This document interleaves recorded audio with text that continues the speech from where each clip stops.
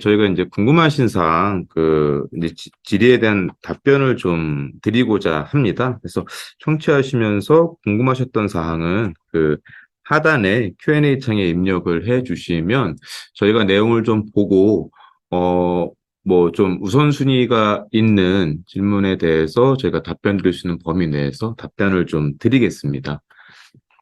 지금 첫 번째로 올려주신 질문이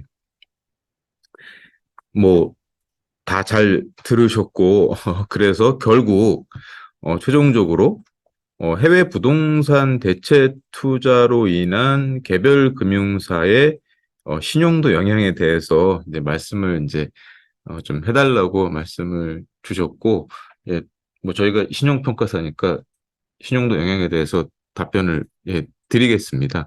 이 부분은 그러면 저희 그 두 분 실장님 중에서 네. 금융일실 김태현 실장님께 답변을 좀 부탁드리겠습니다. 네. 뭐, 결론적으로 말씀을 드리면, 국내 보험사나 증권사의 해외 부동산 대체 투자는 평균적으로 봤을 때 그렇게 우려할 만한 규모는 아닌 걸로 보여지고요. 따라서 좀 신용도에 미치는 영향이라고 하는 부분에 있어서도 어느 정도 좀 제한적으로 접근이 가능할 것 같습니다.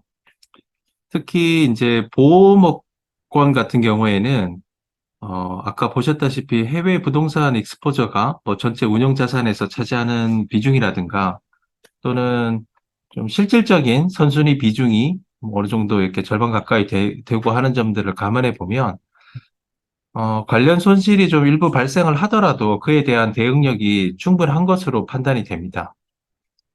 음, 다만 이제 앞서 좀 이렇게 설명을 드린 것과 같이 어떤 내용적인 측면을 봤을 때 보험이나 증권 전반적으로 이제 가격 하락세가 좀 가파른 미국이나 유럽 지역의 오피스에 대한 투자 비중이 좀 높다는 점, 이런 특성들이 어떤 부실화 가능성을 좀 높이는 요인이라고 보여지고요.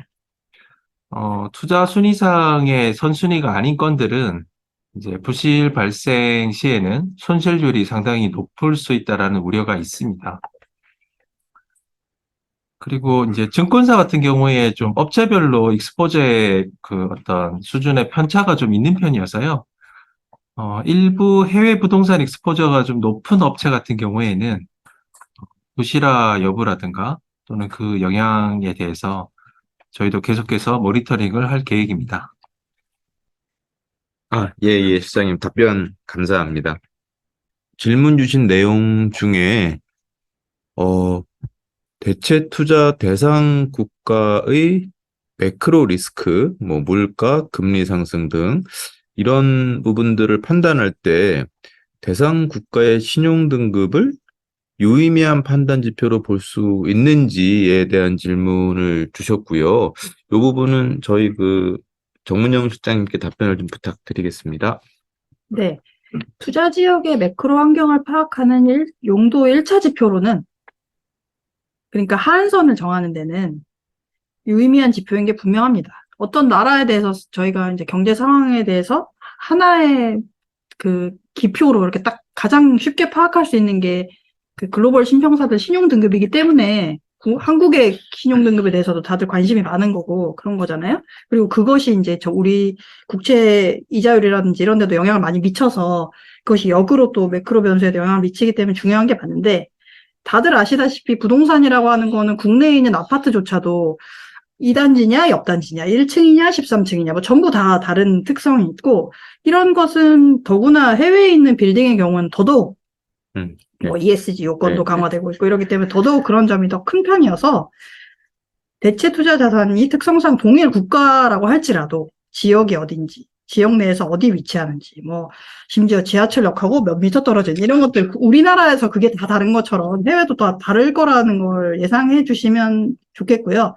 다만 이제 임차인들이 어떤 식으로 행동할 것인가에 대해서는 매크로 지표가 비슷하게 영향을 미칠 수 있으니까 그런 정도를 파악하는데 이 글로벌 신평사의 국가 신용 등급을 활용할 수 있다, 이렇게 이해해 주시면 좋을 것 같습니다. 네, 네.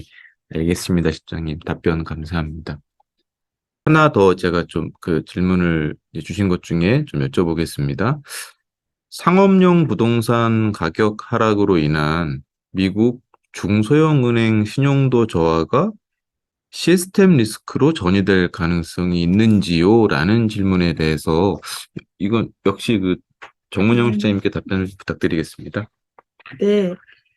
상업용 부동산 하락으로 인해서 꽤 많은 은행들의 신용 등급이 하향 조정된 것도 사실이고, 또 앞으로 네. 좀 더 조정이 있을 수도 있죠. 왜냐하면 아웃룩 조정된 업체들도 있고 하니까. 그건 사실인데, 뭐, 이를테면 7위부터 100위까지 은행 이렇게 다 뽑았을 때 전부 다 조정된 건 아니고, 조정된 것들의 숫자가 더 적기도 하고, 지금 전 세계적으로 한국도 약간 그런 추세지만, 뭔가 시스템 리스크 전이를 막을 수만 있다면, 예금 보험도 실제보다 훨씬 더 많이 예금자 위주로 보호를 해서 뱅크런이 일어나지 않게 하고 금융 시스템의 안정성이 떨어지지 않게 하고 있는데 대부분의 그 선진 국가들이 네. 총력을 기울이고 있는 네. 상황이거든요.